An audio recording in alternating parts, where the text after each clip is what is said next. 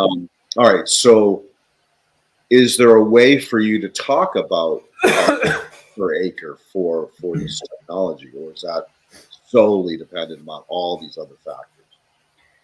No, okay, so we really have two basic pricing models. Well, our pricing model is a little bit complex only because we have to account for exchange rate. When we go international, we have to account for exchange rates. And, we go to Pakistan and it's like, okay, it's almost, we almost can't even sell there. There's a few countries like that where the economy is so bad, like that nobody, unless we get government assistance, there's no way, nobody's going to be able to afford it.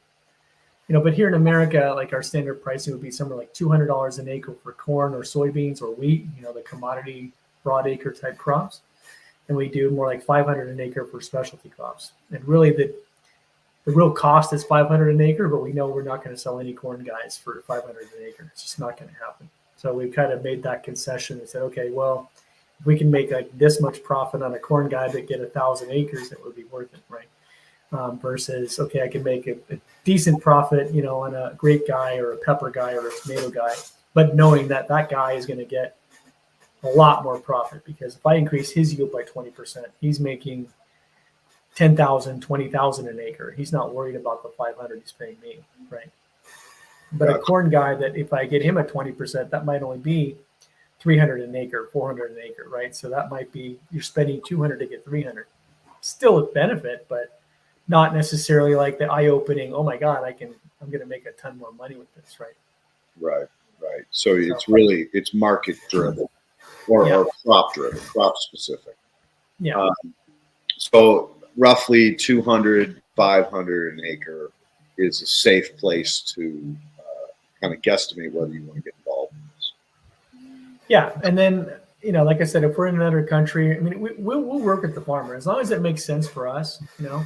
I'm more interested in that the farmer gets it, they see it, they measure things, and they actually see the benefits and the results. Because once they see that, then they're sold. I mean, that's what's going to sell them. And if I have to do a little wheeling and dealing just to get them to try it, that's fine. Does that mean I'm going to give it at $30 an acre or give it away for free? No, I can't do that.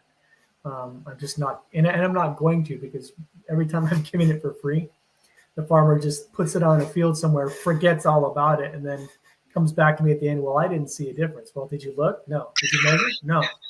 Did you have anything at all? No. I just didn't see it.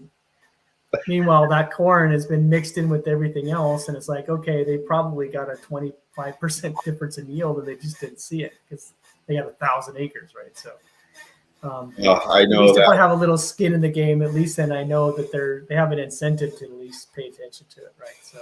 Dude, I've had that same problem for years. I gave away product. I'd see him a year later, whatever, and say, "Hey, how did it work out for you?" "Oh, what are you talking about?" I said, "Remember that product I gave you?"